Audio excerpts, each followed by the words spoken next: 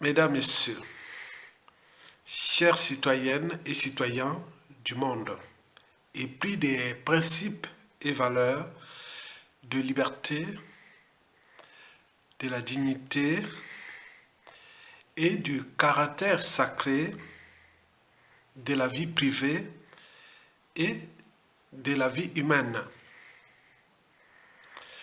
Je vous informe que ce qui se passe dans mon pays depuis déjà plusieurs années est révoltant.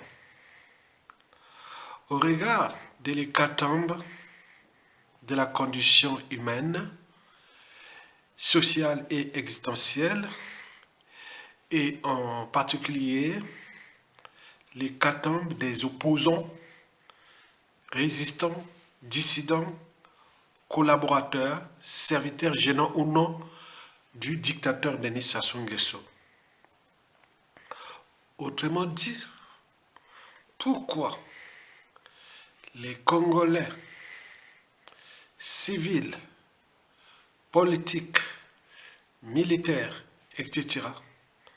sont inertes ou impuissants à leur souffrance ou à la mort gratuite imposée à eux par le dictateur Denis Sassou Nguesso.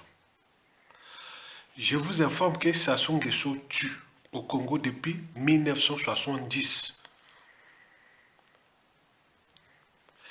Et jusqu'à nos jours, il continue toujours de tuer des Congolais comme des lapins. Et voici la répartition en pourcentage des crimes de Sassou Nguesso en fonction du temps, ou par période. Déjà de 1970 à 1991, là, c'est 20% de ces crimes de sang et de génocide. Vous le savez que Denis Sassou Nguesso est au premier rang africain des dictateurs génocidaires au regard de son capital décès. Plus de 500 000 morts. Ça, c'est directement par ces crimes directs. Mais il y a aussi l'hécatombe de la condition humaine où les Congolais meurent comme des mouches. Vous avez tout compris? Très bien. Donc, de 1970 à 1991, c'est presque 20% de ces crimes contre les Congolais. Après le coup d'État, c'est-à-dire pendant le coup d'État et après le coup d'État jusqu'aux années 2005 à peu près, ça couvre 50% de ces crimes. Et depuis 2008, à nos jours, c'est 30% de ces crimes. Et ce que j'ai remarqué pour vous, c'est que la plupart de ces crimes, déjà pour ces 25 dernières années de sa dictature, j'ai toujours observé ou constaté que les assassinats ciblés ou de masse précèdent toujours des grands événements. Et depuis son coup d'État, je comptabilise au moins 4 événements majeurs. Le premier événement, ce fut en 2002, suivi de l'élection de 2002, premier hold-up avec sa nouvelle constitution de janvier 2002. Il avait sélectionné les opposants, il les a tous éliminés. Puis, en 2009, le deuxième hold-up électoral.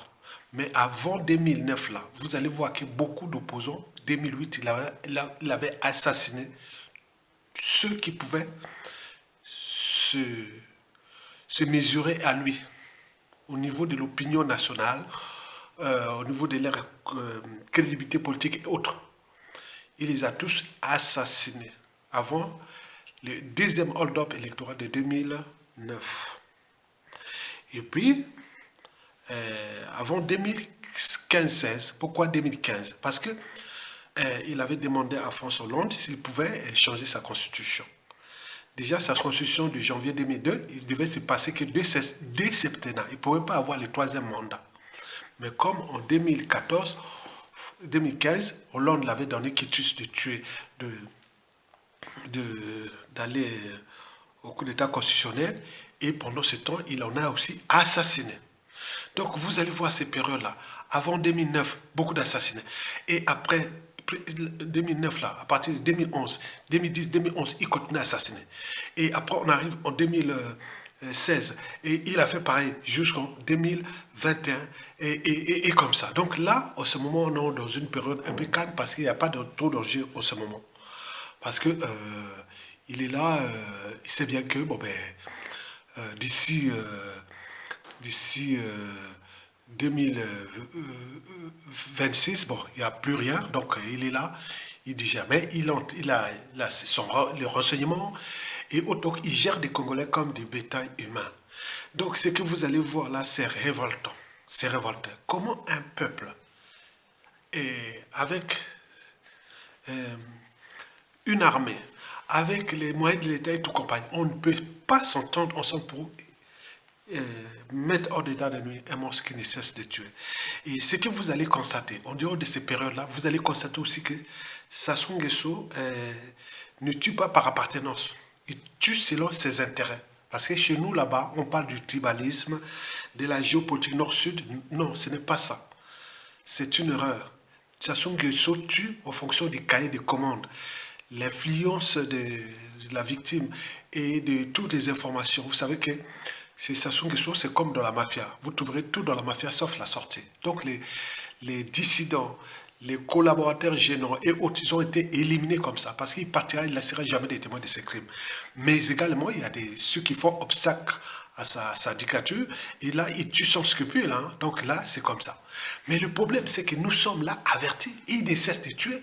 Mais vous savez que à un moment donné, qui va gérer toutes ces victimes-là dans l'espace et le temps, étant donné que la durée de vie d'une dictature est limitée? Qui va gérer ça après? C'est ça le problème. Donc le pays-là est assis sur une bombe à retardement des contentieux historiques et beaucoup de choses. Donc nous cherchons à dissiper cette énergie pour se dire que il n'y a pas d'appartenance dans la dictature de Sassou Nguesso. Comme l'appartenance chez nous, c'est comme on parle ici du racisme, des choses comme ça. Donc là-bas, chez nous, c'est le tribalisme et autres. Donc on dit, ça se tue en fonction de ses intérêts et de ses donneurs d'ordre. Point barre. Donc par conséquent, nous devons nous prendre notre responsabilité aussi de les virer, sans en tenir compte de ces donneurs d'ordre, ni de tous ceux et celles qui jouent aux amalgames, au négationnisme, à la repentance, à la guerre de mémoire, autres. On perd le temps. Mais ce pays-là est foutu. Regardez là, vous allez voir le nombre de personnes qu'il a tuées. Ah mon Dieu.